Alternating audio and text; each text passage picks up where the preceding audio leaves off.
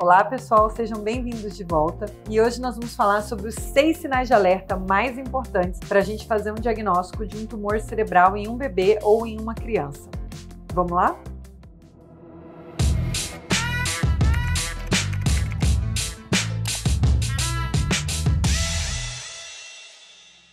Então vamos lá, quais são esses 6 sinais? O primeiro, que é o mais comum, dor de cabeça. Segundo, náuseas e vômitos. Terceiro, crises convulsivas. Quarto, alterações de comportamento. Número 5, alterações de consciência. E número 6, sinais neurológicos focais. Então agora eu vou explicar um pouquinho de cada um deles e o que a gente consegue identificar nas crianças. Depois eu vou citar alguns que são específicos para bebês. Então o primeiro deles, dor de cabeça. Dor de cabeça é uma queixa muito comum em adulto. Em crianças, ela é bem menos comum, ela já chama um pouco mais a nossa atenção. Mas é importante também ressaltar para os pais que têm algum filho aí com dor de cabeça que nem toda dor de cabeça, obviamente, está relacionada com tumores cerebrais. Tem causas muito mais comuns, problemas no sono, problemas de visão, enxaqueca infantil, enfim, tem uma série de causas para dor de cabeça. Mas o que eu quero dizer é que dor de cabeça sempre deve ser uma coisa que os pais na criança devem prestar mais atenção. Qual é a dor de cabeça que mais preocupa a gente como neurocirurgião pediatra? São aquelas dores de cabeça que são persistentes, são frequentes e são de intensidade maior. E uma coisa que chama bastante atenção são aquelas dores de cabeça que começam logo que a criança acorda. Então aquela criança que já diz que acorda com dor de cabeça. Isso pode estar relacionado com o aumento da pressão intracraniana que acontece quando a gente está deitado. E aí quando existe um processo expansivo, no caso um tumor,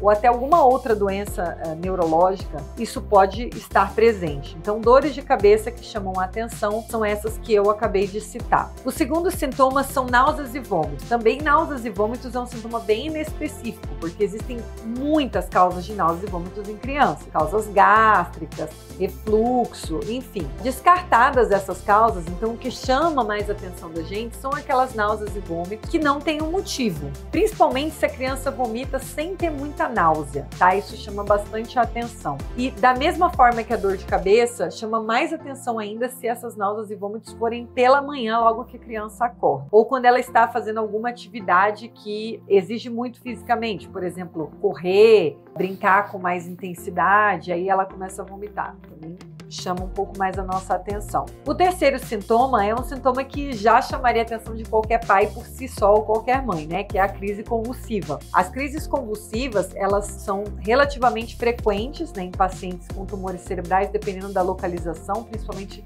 os tumores que ficam no cérebro em si, em algumas áreas específicas, como a região temporal, alguns tumores da região frontal, eles têm muito frequentemente crises convulsivas. E só lembrando que nem toda crise convulsiva é aquela crise que a criança cai no chão se debatendo. Existem crises focais, né, que podem ser localizadas em movimentos anormais, num braço, numa perna, uma criança que às vezes fica muito parada e parece que sai do ar e depois volta. Então existem vários tipos de crise. Sempre uma crise convulsiva numa criança deve ser avaliada por um especialista. O quarto sinal é a alteração de comportamento. Então o que é uma alteração de comportamento? É uma criança que pode se mostrar mais agressiva ou mais letárgica, ela muda o comportamento habitual dela, né? Então eu sempre falo que esse é um sintoma que é muito claro para os pais e às vezes não tão claro para o médico naquele período que a gente fica ali na consulta, né? Então é importante os pais sempre estarem observando o comportamento das crianças. Se esse comportamento tem uma mudança abrupta, isso tem que ser investigado. O quinto item aí dessa nossa lista é a alteração de consciência. Esse é mais fácil ainda de ser percebido pelos pais, né? Mas ele já costuma ser um sinal que é um pouco mais tardio, né? O que são alterações de consciência? São crianças que podem ficar muito sonolentas ou muito irritadas, tá? Tanto para menos, né, que é a sonolência, quanto para mais, que é a irritabilidade excessiva. Esses sinais, eles podem estar relacionados com alguma alteração neurológica. E aqui no caso, como nós estamos falando, no caso dos tumores cerebrais também pode acontecer. Mas como eu disse, isso costuma ser uma coisa bem mais tardia, não é um sintoma tão precoce. Os sintomas mais precoces de todos costuma ser a dor de cabeça ou a crise crise convulsiva, às vezes pode ser o primeiro sintoma. Alterações de comportamento, de consciência, eles costumam ser um pouco mais tardios. O último que nós vamos falar dessa lista é alterações neurológicas focais. Então, o que são alterações neurológicas focais? São sintomas neurológicos propriamente ditos. Então, a criança pode queixar que o braço está mais fraco, uma perna está mais fraca, ela está com uma dormência, um formigamento, um choque, ela pode queixar de visão dupla, dificuldade de deglutição, enfim, tem uma infinidade de sintomas neurológicos que podem estar relacionados com tumores cerebrais. Qualquer criança que tenha uma queixa neurológica específica é recomendado que seja avaliado por um especialista, não necessariamente um neurocirurgião, às vezes pode ser um neuropediatra clínico para fazer essa avaliação inicial.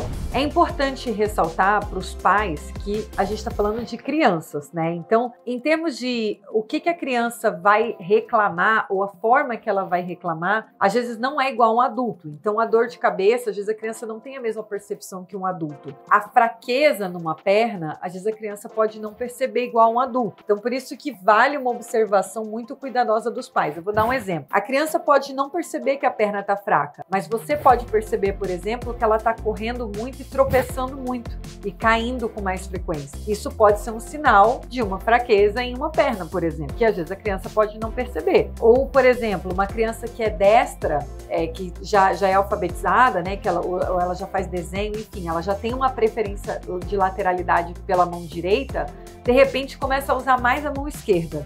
Às vezes é inconsciente, ela percebe que a mão direita está mais descoordenada, está mais fraca e ela começa a pegar as coisas mais com a mão esquerda. Então, vale a pena uma observação aí bastante cuidadosa dos pais. Agora, por último, eu quero falar de algumas questões que são mais importantes para bebês. Porque sim, bebês podem ter tumores cerebrais e por eles não falarem, né, a única comunicação que o bebê tem, geralmente é uma comunicação não verbal, é às vezes muito difícil da gente perceber esses sintomas iniciais. Então eu vou citar agora três questões que são situações que são mais específicas para bebês. A primeira é aumento excessivo do crescimento do perímetro cefálico, ou seja, da medida da cabeça, aquela que o pediatra tira todo mês ou a cada 2, 3 meses no consultório. Por quê? Porque como o tumor está crescendo dentro da cabeça da criança, ele pode até gerar também hidrocefalia, isso pode causar um aumento excessivo do tamanho da cabeça e isso pode ser, às vezes, o único sintoma de que tem alguma coisa errada com o bebê, porque é uma coisa que pode ser relativamente mais precoce, ou pelo menos nem é tão precoce, mas mais precoce do que os outros sintomas que eu vou citar. O segundo sintoma é atraso no desenvolvimento, ou seja, naquela aquisição dos marcos que você espera da criança, sustentar a cabeça, sentar sem apoio, sentar com apoio, engatinhar. Então, atraso nos marcos, tanto motores quanto de desenvolvimento social, pode ser também um único sintoma, ou um sintoma mais precoce. E o terceiro que eu vou citar é alterações de alimentação, recusa alimentar, a criança que uma criança sempre mamou muito bem, começa a não querer mamar tão bem, começa a mudar um pouco o comportamento também, né, que aí é uma questão de comportamento do bebê, também pode ser um único sintoma, né, ou um sintoma mais perceptível pelos pais. Lembrando que todos esses sintomas que eu falei não são específicos de tumores cerebrais, então existem causas não tumor para crise convulsiva, até para outros sinais neurológicos também existem outras doenças neurológicas que não causam esse tipo de alteração, mas como eles também podem estar relacionados com tumores, vale a pena a gente ressaltar para que pais aí fiquem sempre de olho nas crianças. Então esse foi o nosso tema de hoje. Se você gostou desse vídeo, curta, compartilhe para que a gente possa continuar produzindo mais conteúdos como esse para o nosso canal. Até a próxima!